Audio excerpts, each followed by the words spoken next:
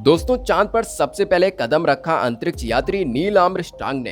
तारीख थी 20 जुलाई 1969 और उन्होंने चांद पर अपना बायां पैर रखा और कहा, that's one small step for man, one giant leap for mankind. मतलब ये कि ये एक इंसान के लिए छोटा सा कदम है, लेकिन पूरी मानव जाति के लिए एक बहुत बड़ी छलांग है। दोस्तों, एक ऐसी ही छलांग 16 सितंबर 2021 को 4 इंसानों ने लगाई। खास बात यह है कि ये चारों सिविलियंस हैं, मतलब प्रोफेशनल एस्ट्रोनॉट नहीं है। इन्हें अंतरिक्ष में भेजा है स्पेस एक्स ने। ये एलॉन मस्क की कंपनी है। शायद ही दोस्तों कोई ऐसा साल जाता हो जब एलॉन मस्क कुछ ऐसा ना करते हो जो लोगों को हैरान कर दे। इनकी कंपनी ने इंस्पिरेशन 4 मिशन के तहत 4 आम लोगों को अंतरिक्ष में भेजा है। इससे पहले प्रोफेशनल एस्ट्रोनॉट्स ही स्पेस में गए हैं, लेकिन दोस्तों ये पहला मौका है जब बिना किसी प्रोफेशनल एस्ट्रोनॉट के सिर्फ सिविलियंस ही अंतरिक्ष में भेजे गए हैं। ये कदम दुनिया के बाकी लोगों के लिए एक नया रास्ता खोलता है। सोचिए, ऐसे ही कभी चंद सिविलियन हवाई जहाज पर चढ़े होंगे और आज हर खासो आम हवाई यात्रा कर सकता है। चलिए दोस्तों, हम आपको इन खास सिविलियंस एस्ट्रोनॉट के बारे में और उनके सिलेक्शन से लेकर ट्रेनिंग तक के सफर के बारे में बताने जा रहे हैं, तो बने रहिए हमारे साथ वीडियो के अंत तक। तो चलिए शुरू करते हैं आज की वीडियो। दोस्तों, पहली बार अंतरिक्ष में जाने वाले 4 लोगों को स्पेशल 4 कहना ही सही होगा। ये चारों अंतरिक्ष यात्री कई मामलों में स्पेशल हैं। इनकी कहानी बहुत से लोगों को प्रेरणा दे सकती है। तो चलिए मिलते हैं इनसे। Number 1, George आइजकमैन।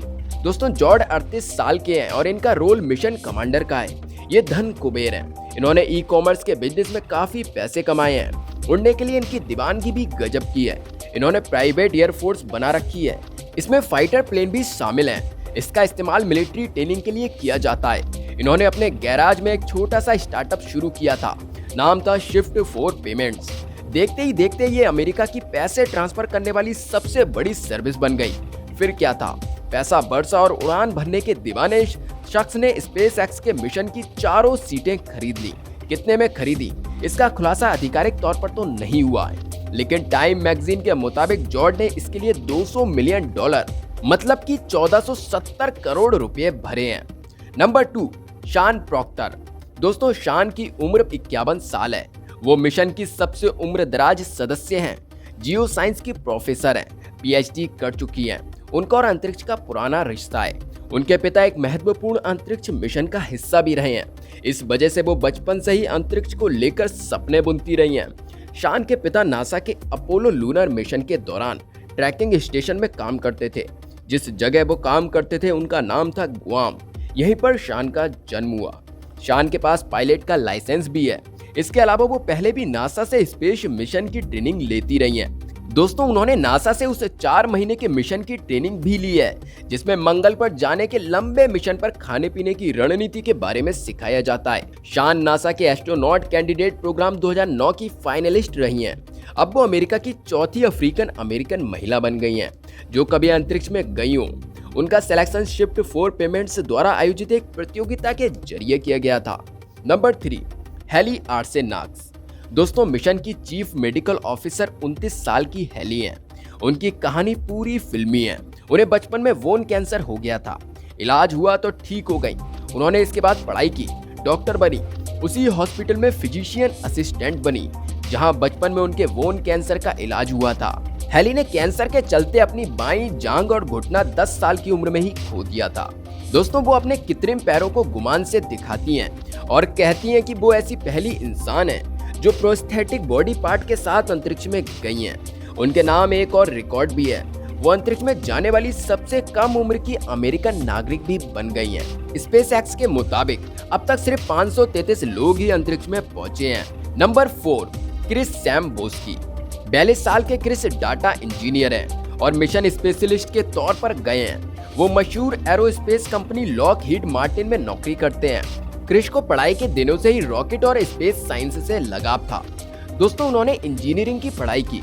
अमेरिकी सेना में इलेक्ट्रोमैकेनिकल टेक्नीशियन के तौर पर जुड़ गए। उन्हें इराक में पोस्टिंग मिली और साल 2007 में जब उन्होंने आर्मी छोड़ी तब वो इंटरकॉन्टिनेंटल बैलिस्टिक मिसाइल को मेंटेन करने वाली टीम के मेंबर थे। चलिए दोस्तों, बात करते हैं कि आखिर इन सब का सिलेक्शन कैसे हुआ। इन लोगों का सिलेक्शन काफी रोचक तरीके से हुआ। जैसा कि हम इंट्रोडक्शन के वक्त बता चुके हैं कि मिशन की 4 सीटें धन कुबेर जॉर्ज ने खरीद ली थी। एक सीट तो उन्होंने अपने लिए रखी और बाकी 3 की तलाश शुरू कर दी। उन्होंने इन सीटों के नाम 4 मानवीय पहलुओं पर रखे: लीडरशिप, होप, जेनरोसिटी और प्रॉस्पेरिटी, मतलब नेतृत्व, आशा, उदारता और समृद्धि। दोस्तों 2 सीटें उन्होंने सेंट ज्यूड हॉस्पिटल को दे दी। दोस्तों ये वही हॉस्पिटल है जिसमें हेली का बचपन में इलाज हुआ था और वो यही डॉक्टर भी हैं। होप नाम की इस सीट पर किसी हेल्थ केयर वर्कर को ही जाना था। हॉस्पिटल ने इसके लिए हेली को चुना।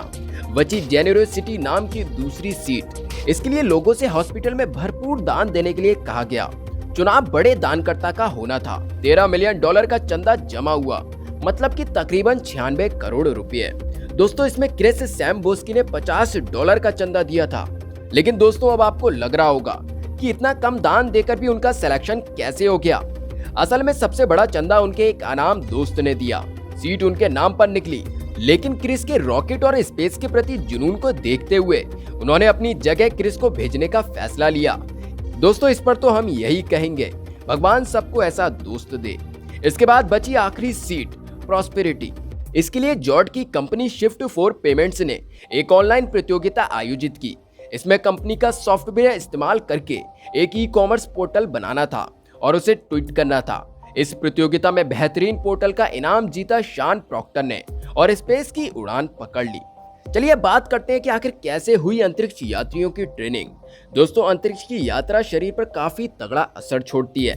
एक्सपर्ट्स कहते हैं कि अंतरिक्ष में जरा सा पैनिक पूरे मिशन को धराशायी कर सकता है। ऐसे में शारीरिक और मानसिक तौर पर तगड़ी ट्रेनिंग दी जाती है। ये ट्रेनिंग कई महीने चलती है। जहां तक बात इंस्पिरेशन 4 पर जाने वाले अंतरिक्ष यात्रियों की है, तो उन्हें भी कमोवेश रेगुलर अंतरिक्ष यात्रियों वाली ट्रेनिंग से गुजरना पड़ा है। इसमें शामिल है माइक्रोग्रेविटी ट्रेनिंग, यानी अंतरिक्ष में गुरुत्वाकर्षण नहीं होता है। इस वजह से अंतरिक्ष यात्री को भार महसूस नहीं होता। दोस्तों लिहाजा सारी चीजें हवा में तैरती रहती हैं। अंतरिक्ष में जाने से पहले अंतरिक्ष यात्रियों को इसकी ट्रेनिंग दी जाती है। स्पेस शटल को स्पेस में मूव करना बेहद आसान लग सकता है, क्योंकि वहां किसी भी तरह के टकराव की स्थिति नहीं बनती। लेकिन गुरुत्वाकर्षण ना होने की वजह से अगर टकराव मुश्किल है, तो किसी चीज को रोकना भी उतना ही मुश्किल होता है। दोस्तों अंतरिक्ष यात्रियों को धरती के वायुमंडल से बाहर निकलते वक्त और एंट्री लेते वक्त लगने वाले गुरुत्वाकर्षण के झटके से उबरने की ट्रेनिंग दी जाती है। अब बात करते हैं स्पेस क्राफ्ट ट्रेनिंग के बारे में। दोस्तों इंस्पिरेशन 4 पूरी तरह से ऑटो पायलट मोड में चलता है, मतलब अंतरिक्ष यान में मौजूद किसी अंतरिक्ष यात्री को कुछ करना नहीं है। सब कुछ धरती के मिशन कंट्रोल ऑफिस से कंट्रोल होता रहता है। लेकिन एहतियात के तौर पर चारों अंतरिक्ष यात्रियों को स्पेस शिप चलाने की मैनुअल ट्रेनिंग भी दी गई है। इसके लिए पूरे क्रू ने 30 घंटे तक लगातार ड्रैगन सिम्युलेटर पर ट्रेनिंग ली। ड्रैगन सिम्युलेटर स्पेसक्राफ्ट के कॉकपिट जैसा बनाया जाता है। हर एस्ट्रोनॉट्स को स्पेस व्हीकल मुकअप फैसिलिटी में ट्रेनिंग दी जाती है। इसके जरिए वो सीखते हैं कि उन्हें स्पेस शटल को कैसे इस्तेमाल करना है और कैसे ऑर्बिट मेंटेनेंस करना है। चलिए अब बात करते हैं अंडर वाटर ट्रेनिंग। दोस्तों ये अंतरिक्ष यात्रियों की पूरी ट्रेनिंग का सबसे अहम हिस्सा होता है। इसके लिए अंतरिक्ष यात्री पानी के भीतर ट्रेनिंग लेते हैं। इसके लिए न्यूट्रल वोयेंसी लेबोरेटरी का प्रयोग करते हैं, दोस्तों जिसे आप एक बड़ा स्विमिंग पूल कह सकते हैं। NBL की लंबाई 202 फीट, चौड़ाई 102 फीट और 40 फीट गहराई तक होती है। इसके अंदर 22.7 मिलियन लीटर पानी भर सकते हैं। एस्ट्रोनॉट इसमें तैरते हुए अपनी प्रैक्टिस करते हैं। वे एक समय में कम से कम 7 घंटे तक लगातार अंडर वाटर प्रैक्टिस करते हैं। चूंकि इंस्पिरेशन 4 अपेक्षाकृत छोटी फ्लाइट है, ऐसे में इन 4 एस्ट्रोनॉट्स को इस ट्रेनिंग से गुजरना नहीं पड़ा। लेकिन बाकी प्रोफेशनल एस्ट्रोनॉट के लिए ये ट्रेनिंग सबसे जरूरी होती है। इसके अलावा एस्ट्रोनॉट्स को खास तौर पर मेडिकल ट्रेनिंग भी दी जाती है। उन्हें दोस्तों ये भी सिखाया जाता है कि कैसे किसी इमरजेंसी में खुद पर बैलेंस बनाए रखना है। तो दोस्तों आज की वीडियो में बस इतना ही। आशा करता हूँ आज की वीडियो आपके लिए पसंद आई होगी। वीडियो को लाइक करना, कमेंट करना और शेयर करना ना भूलें।